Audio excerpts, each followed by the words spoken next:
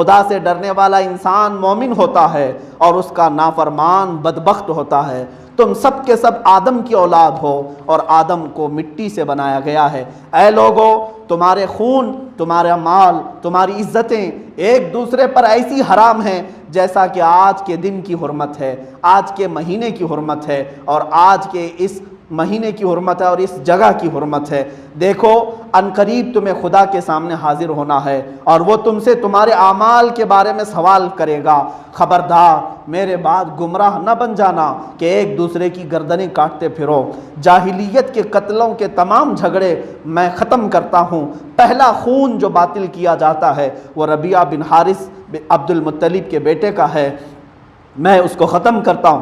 اگر کسی کے پاس امانت ہو تو وہ اسے اس کے مالک کو ادا کر دے، اور اگر سود ہو تو وہ ختم کر دے۔ ہاں، تمہارا سرمایہ تمہیں مل جائے گا، نہ تم ظلم کرو نہ تم پر ظلم کیا جائے، یعنی ظلم کو برداشت بھی نہ کرو۔ اللہ نے فیصلہ کر دیا ہے کہ سود ختم کر دیا گیا، اور سب سے پہلے میں عباس بن عبد المطلب کا سود ختم کرتا ہوں۔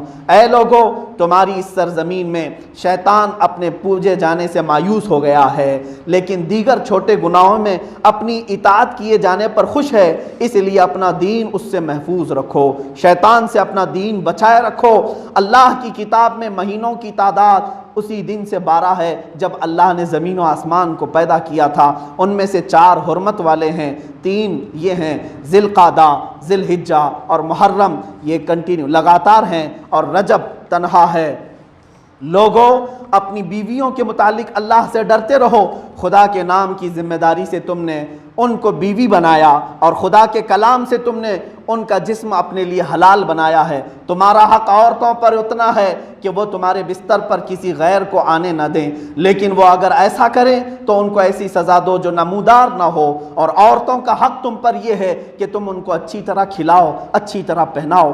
تمہارے غلام تمہارے ہیں، جو خود کھاؤ ان کو کھلاؤ، اور جو خود پہنو وہی ان کو پہناؤ۔ خدا نے وراثت میں ہر حقدار کو اس کا حق دیا ہے۔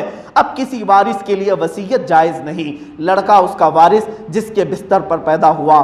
زناکار کے لیے پتھر ہے اور ان کے حساب خدا کے ذمے ہیں۔ عورت کو اپنے شوہر کے مال میں اس کی اجازت کے بغیر لینا جائز نہیں۔ قرض ادا کیا جائے، عاریت واپس کی جائے، عطیہ لوٹا دیا جائے، ضامن تاوان کا ذمہ دار ہے۔ مجرم اپنے جرم کا ذمہ دار ہے، باپ کے جرم کا بیٹا ذمہ دار نہیں، اور بیٹے کے جرم کا باپ ذمہ دار نہیں۔ اگر کٹی ہوئی ناک کا کوئی حبشی بھی تمہارا امیر مقرر کر دیا جائے اور وہ تم کو خدا کی کتاب کے مطابق لے کر چلے تو اس کی اطاعت اور فرما برداری تم پر لازم ہے۔ اے لوگو، نہ تو میرے بعد کوئی نبی آئے گا اور نہ کوئی جدید امت پیدا ہونے والی ہے۔ خوب سن لو کہ اپنے پروردگار کی عبادت میں لگے رہو اور 5 جگانہ نماز ادا کرو۔ سال بھر میں 1 مہینہ رمضان کے روزے رکھو، اللہ کے گھر کا حج کرو۔ میں تم میں ایک چیز چھوڑتا ہوں، اگر تم نے اس کو مضبوطی سے پکڑ لیا تو کبھی گمراہ نہ ہوگے۔ وہ کیا چیز ہے؟ کتاب اللہ، قرآن عظیم اور سنت رسول اللہ۔ اور دوسری حدیث میں ہے، میں تمہارے درمیان 2 ایسی مضبوط چیزیں چھوڑ جا رہا ہوں کہ اگر تم انہیں مضبوطی سے تھامے رہو تو کبھی گمراہ نہ ہوگے۔ ایک اللہ کی کتاب قرآن مقدس ہے اور دوسری میری آل اہل بیت ہے۔ اس خطبے کو ختم کرنے کے بعد میرے آقا صلی اللہ تعالیٰ علیہ وسلم نے یوں صحابہ سے پوچھا، قیامت کے دن خدا کی بارگاہ میں میرے بارے میں اگر سوال کیا جائے گا تم سے تو اے میرے صحابہ تم میرے بارے میں کیا کہو گے؟ سارے صحابہ نے یوں کہا، آسمان کی طرف انگلی اٹھائی، عرفات کے میدان میں کہا، اے خدا تو گواہ رہنا، اے خدا تو گواہ رہنا، اے خدا تو گواہ رہنا۔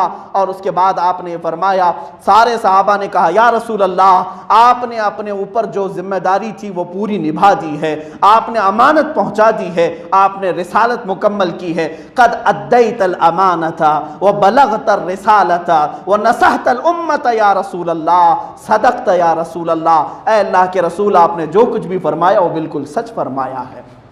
یہ ہے خطبہ حجۃ الوداع۔